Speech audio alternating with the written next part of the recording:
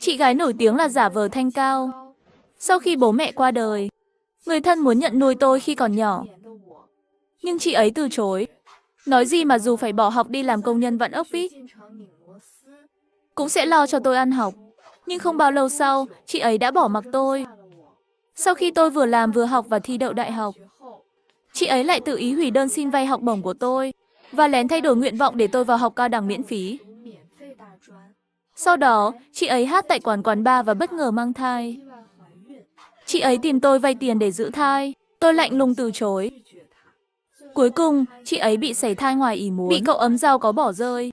Chị ấy cho rằng chính tôi đã phá hỏng cuộc sống tốt đẹp của mình. Trong lúc tranh cãi, chị ấy đẩy tôi vào dòng xe cộ và tôi bị xe tải lớn đâm chết. Mở mắt ra lần nữa, tôi trở về ngày cô út định nhận nuôi tôi. Giống như kiếp trước, chị gái vẫn chọn từ chối một cách đầy chính nghĩa. Còn ở kiếp này, tôi quyết định nắm lấy vận mệnh trong tay mình. Tôi pha trà và đưa đến trước mặt cô út. Đây là lần đầu tiên tôi gặp cô út. Cô ấy rời quê hương đi làm xa từ rất sớm. Giờ đã thành nữ doanh nhân nổi tiếng ở thành phố lớn. Sau khi nghe tin bố mẹ tôi mất vì tai nạn, cô ấy đề nghị nhận nuôi tôi, đưa tôi lên thành phố học cấp 3. Chị không phải cũng đang đi học sao? Làm sao có thể vừa đi làm vừa nuôi em gái?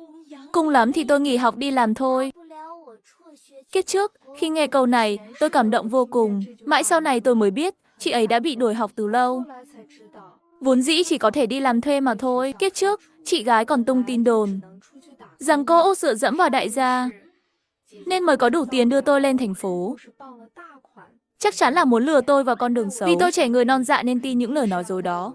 Cuối cùng từ chối lòng tốt của cô út.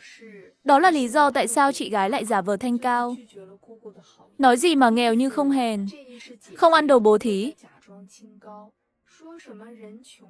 Khi chị ấy nói những điều này, tôi vô tình lỡ miệng nhắc lại những lời chị ấy từng nói với tôi. Ai đang tung tin đồn nhảm về tôi hả? Các người. Thanh Thanh này. Thế này, sao? Người biết giữ thể diện đương nhiên không chịu thừa nhận mình tung tin đồn. Vội vàng đổ lỗi cho một người hàng xóm, vừa khen chị ấy có khí tiết. Bà Vương bị oan là người nổi tiếng chanh chua, liền sắn tay áo bước tới chỗ Thanh Thanh. Thanh Thanh sợ hãi chạy vào phòng. Cô ấy vẫn như xưa, gặp chuyện chỉ biết nghĩ cho bản thân.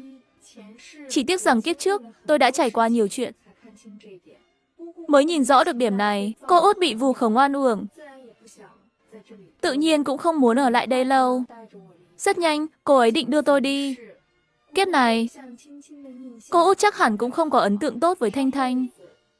Kiếp trước, Thanh Thanh miệng thì nói sẽ đi làm công nhân vặn ốc vít, lo cho tôi ăn học, nhưng vì giấc mơ âm nhạc trở thành ca sĩ, cô ấy đã bỏ mặc tôi, theo bạn trai lên thành phố lớn lập nghiệp. Tôi vừa làm vừa học, thành tích giảm sút, cuối cùng chỉ đủ điểm đậu đại học hệ bình thường. Mãi đến nhiều năm sau, tôi mới biết, cô út vẫn luôn tài trợ cho việc học của tôi. Chỉ là tiền đều chuyển vào thẻ của Thanh Thanh. Thanh Thanh miệng thì hô hào tự lực cánh sinh, nhưng lại lén rút hết tiền của tôi. Kiếp này, tôi nhất định phải nắm bắt cơ hội thật tốt. Tôi chuyển đến biệt thự của cô út, cũng chuyển đến một trường trung học trọng điểm để học. Tôi bắt đầu học ngày học đêm, không còn quan tâm đến chuyện của Thanh Thanh nữa. Một hôm tan học, đột nhiên tôi nhận được điện thoại của cô ấy. Tôi gặp được một người săn tìm tài năng, sắp ký hợp đồng rồi. Rất nhanh sẽ kiếm được nhiều tiền bằng chính sức mình. Không như cô, chỉ biết ham hư vinh. Quả nhiên giống như kiếp trước, cô ấy gặp phải kẻ lừa đảo. Chỉ là lần này, tôi không hề nhắc nhở cô ấy. Chúc cô sớm kiếm được nhiều tiền. Người đại diện của tôi nói, muốn ra mắt thì phải chi 20.000 tệ để tham gia lớp đào tạo âm nhạc. Lúc này, trong tay cô ấy không còn số tiền mà cô út gửi cho tôi để học. Đương nhiên không thể lấy ra 20.000 tệ. Cô muốn nói gì? Muốn vay tiền cô út à? Tôi có tay có chân. Sao phải vay tiền cô ấy? Tôi khác với những người không có khí tiết như cô. Huống hồ, người đại diện nói rằng học phí có thể vay. Sau khi tôi ra mắt và nhận xô thương mại là có thể trả nợ. Bỗng nhiên tôi cảm thấy cô ấy thật sự quá hai mặt. Kiếp trước, khi tôi thi đại học mà không đủ tiền học phí, khi tôi nộp đơn xin vay học bổng, cô ấy đã mắng thẳng tôi là không có khí tiết. Thậm chí còn xé nát đơn xin của tôi. Và để tiết kiệm tiền, cô ấy lén sửa nguyện vọng của tôi thành trường cao đẳng miễn phí. Bây giờ cô ấy đi vay lại là chuyện hợp lý rồi. Tôi lập tức cúp máy và chặn số điện thoại của cô ấy. Quyết định từ nay về sau không liên lạc nữa. Đối với tôi, việc học không phải là điều khó khăn. Lần kiểm tra cuối kỳ đầu tiên, tôi đạt điểm trung bình của lớp. Trong đó, điểm môn sinh học của tôi đạt điểm tuyệt đối, đứng nhất toàn khối. Giáo viên đề nghị tôi tham gia đội thi sinh học của trường. Chính tại đây, tôi gặp Bùi Minh. Anh ấy là một nhà nghiên cứu khoa học lớn trong tương lai. Kiếp trước, nhóm làm việc của tôi từng hợp tác ngắn hạn với anh ấy. Anh ấy trông rất đẹp trai và tinh tế, khí chất lạnh lùng và chút dịu dàng. Mỗi lần gặp anh ấy trong phòng thí nghiệm, tim tôi không khỏi đập nhanh hơn. Nhưng trước mặt anh ấy, tôi luôn cảm thấy tự ti. Vì vậy, tôi luôn giấu kín tình cảm của mình đối với anh ấy. Cho đến khi anh ấy ra nước ngoài, biến mất khỏi thế giới của tôi. Sau này tôi mới biết, anh ấy thực sự thích tôi. Thậm chí đã đến dưới khu nhà tôi tìm tôi, nhưng lại gặp Thanh Thanh. Thanh Thanh nói với anh ấy, tôi đã có bạn trai rồi, chúng tôi vì vậy mà bỏ lỡ nhau. Còn ở kiếp này, chúng tôi đã gặp nhau ngay tại trường học. Mẹ anh ấy và cô út là bạn thân, nên đặc biệt quan tâm đến tôi. Cô ấy còn nói có thể dạy kèm tôi môn toán và vật lý. Kiếp trước, tôi chưa từng chủ động nói chuyện với anh ấy. Lần này, tôi chủ động hỏi anh ấy rất nhiều bài tập. Một học kỳ trôi qua, điểm toán và vật lý của tôi tăng thêm hẳn 20 điểm. Để cảm ơn anh ấy, dịp nghỉ đông tôi chủ động mời anh ấy ăn tối. Khi về nhà vào buổi tối, tôi vô tình gặp Thanh Thanh. Cô thực sự sống ở đây sao? Cô tới đây làm gì? Tôi đến đưa tiền sinh hoạt phí cho cô. Cô đang nhờ cậy người khác. Không thể để cô sống khổ sở được. Tôi đã sống ở nhà cô út nửa năm. Cô ấy thậm chí không nhớ gửi tiền cho tôi. Hừ, bây giờ lại nhớ gửi tiền. Cô ấy lấy đâu ra tiền chứ? Nhưng tôi cũng không muốn dây dưa với cô ấy. Nhanh chóng mở cửa vào biệt thự. Không quan tâm đến sự giận dữ vô lý của Thanh Thanh. Trước khi đi ngủ, tôi cứ nghĩ mãi vẫn cảm thấy không ổn. Liền liên hệ với bà Vương, hàng xóm cũ. Mới biết Thanh Thanh đã bán ngôi nhà của chúng tôi. Chẳng lẽ đây là cái gọi là có khí tiết? Ha ha, tôi tức đến mức muốn cười. Kiếp trước, tôi không thi đậu một trường đại học tốt. Dù sau này thành tích chuyên ngành của tôi đứng đầu, năng lực công việc trong nhóm cũng thuộc hàng tắp. Nhưng bằng cấp thấp kém khiến tôi mất đi rất nhiều cơ hội. Lần này, tôi cố gắng hết sức học tập và làm bài tập. Tuy nhiên, lo lắng áp lực học tập của tôi quá lớn. Cuối tuần cô út dẫn tôi đi chơi phố và ăn uống. Nhưng nhân viên phục vụ ở nhà hàng lại là bạn thân của Thanh Thanh. Thanh Thanh biết được, vài ngày trước kỳ thi đại học, cô út phải đi công tác nước ngoài vài tháng. Vì vậy, Thanh Thanh chủ động gọi cho cô út, nói sẽ đến chăm sóc tôi. Cô út không từ chối. Hôm sau, Thanh Thanh dọn đồ và chuyển vào.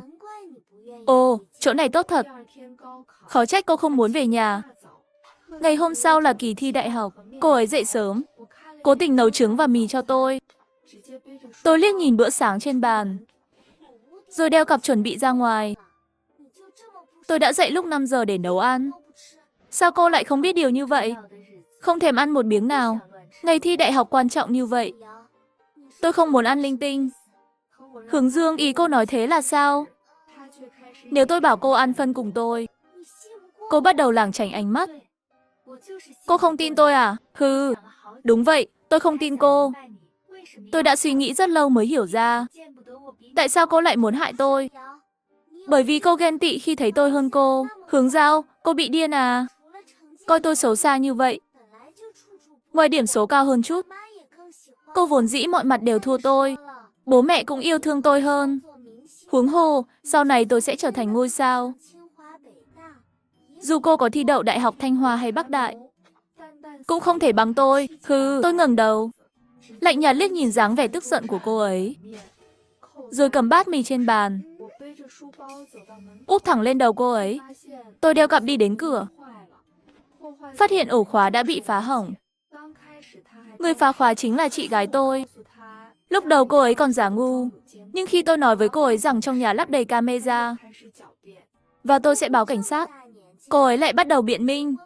Cô Út lớn tuổi như vậy, không kết hôn, không sinh con, nuôi cô ăn học.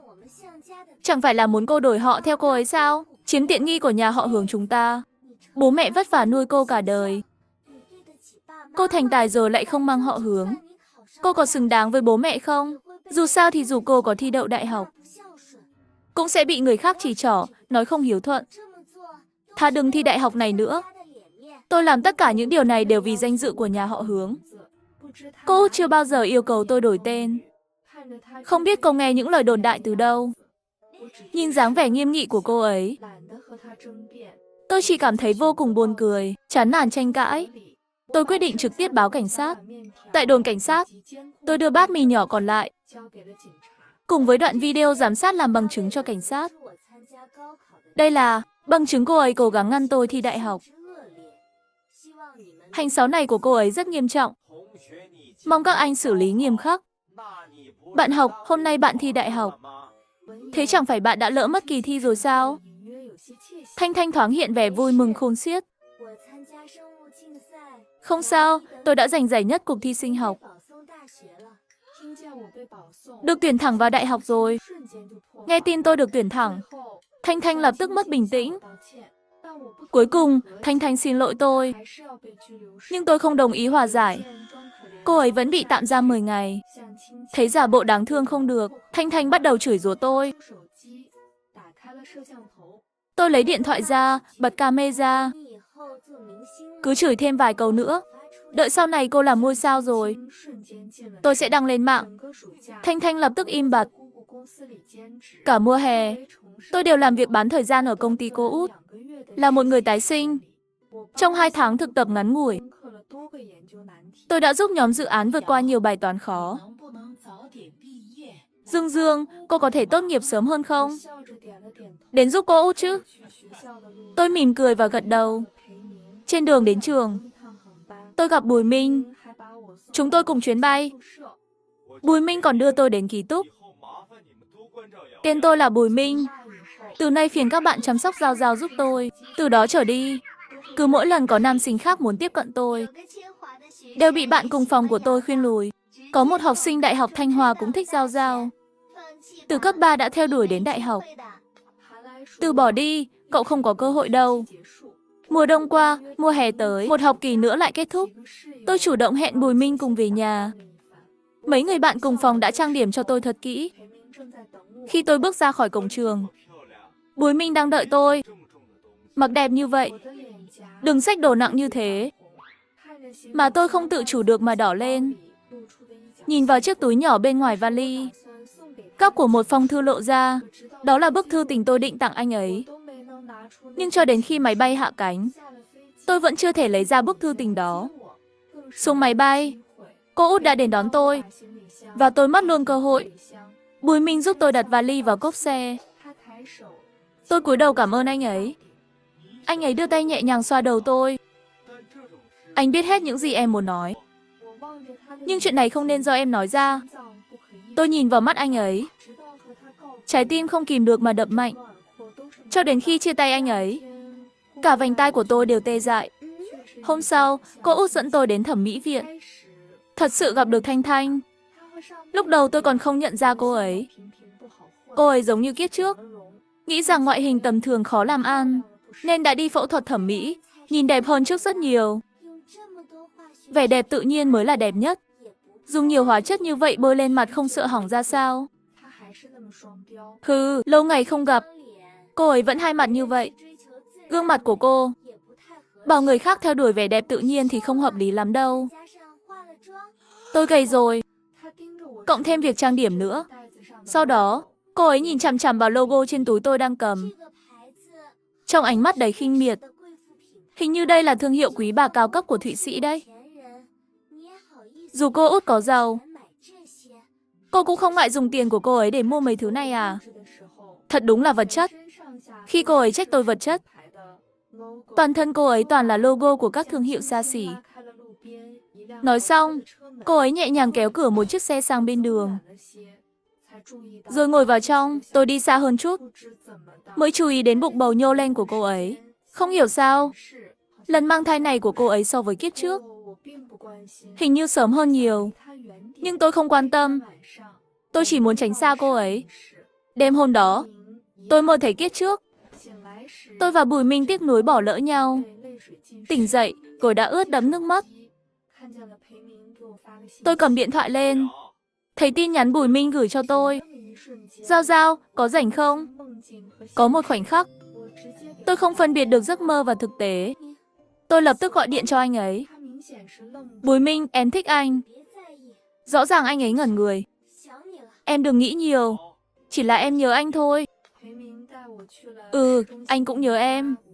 Để anh dẫn em đi. Anh đưa tôi đến một nhà hàng Tây trong khách sạn 5 sao ở trung tâm thành phố. Nghe nói món tráng miệng ở đó rất nổi tiếng. Tại đây, tôi lại nhìn thấy Thanh Thanh. Tôi đến đây ăn. Còn cần phải đặt chỗ trước không? Xin lỗi quý cô. Tất cả chỗ ngồi hôm nay của chúng tôi đã được đặt hết. Cô biết tôi là ai không? Cô có biết đứa bé mà tôi đang mang là con của ai không? Ồ, hóa ra cô đang mang long trùng đấy à?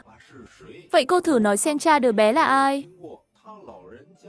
Tôi muốn xem thử có nghe qua danh tiếng lẫy lừng của ông ấy không? Đó là con trai độc nhất của tập đoàn Bùi Thị. Bùi Minh. Bùi Minh vừa rút từ túi ra một sợi dây chuyền, đột nhiên nghe thấy tên mình. Anh ấy giật mình, làm rơi chiếc dây chuyền xuống đất. Không phải tôi thậm chí chưa từng gặp anh ấy. Đây là lần đầu tiên tôi thấy dáng vẻ bối rối của anh ấy. Không kìm được, tôi bật cười, cúi xuống nhặt chiếc dây chuyền lên, rồi đưa nó cho anh ấy. Tôi biết không phải anh. Gần đây, Thanh Thanh liên tục khoe khoang trên vòng bạn bè. Hôm qua tôi mới nghe cô út nói thì mới biết. Những thứ mà cô ấy đăng, bao gồm túi xách và trang sức hàng hiệu mà bạn trai tặng cô ấy, toàn bộ đều là giả. Có lẽ có người đang giả danh công tử giàu có để lừa cô ấy. Sau bài học từ kiếp trước, tôi không dám xen vào chuyện của cô ấy nữa. Sợ rằng cô ấy sẽ nghĩ rằng tôi đang ghen tị với vận may của cô ấy. Hôm đó, Bùi Minh đột nhiên lấy ra chiếc dây chuyền mà anh ấy vẫn nắm chặt trong lòng bàn tay và đeo nó vào cổ tôi. Chúng ta hãy bên nhau nhé. Lần tiếp theo tôi nghe thấy tên Thanh Thanh là trên bảng tin tức nóng.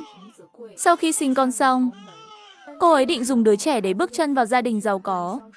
Nhưng lúc này, cha đứa bé đột nhiên biến mất, để lại một đống rắc rối.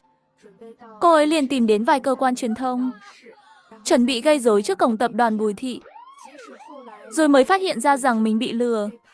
Mặc dù sau đó kẻ lừa đảo bị bắt và bị kết án tù, Thanh Thanh vẫn mắc phải khoản nợ khổng lồ. Còn số điện thoại của cô ấy, tôi đã chặn từ lâu rồi. Cô ấy có ngày hôm nay, hoàn toàn là tự chuốc lấy. Sau khi tốt nghiệp đại học, tôi không tiếp tục học cao học như kế hoạch ban đầu. Cô út một mình quản lý công ty quá mệt mỏi, bắt đầu dạy tôi cách tiếp quản công ty. Một lần đi công tác kết thúc, gần đây tôi đồng thời theo dõi nhiều dự án cùng lúc. Sao em còn bận hơn cả anh? Chiều nay tôi còn một cuộc họp phải tham dự. Nhưng chúng ta có thể ăn tối cùng nhau. Đột nhiên anh dừng bước. Thôi vậy, Giao Giao, cưới anh nhé.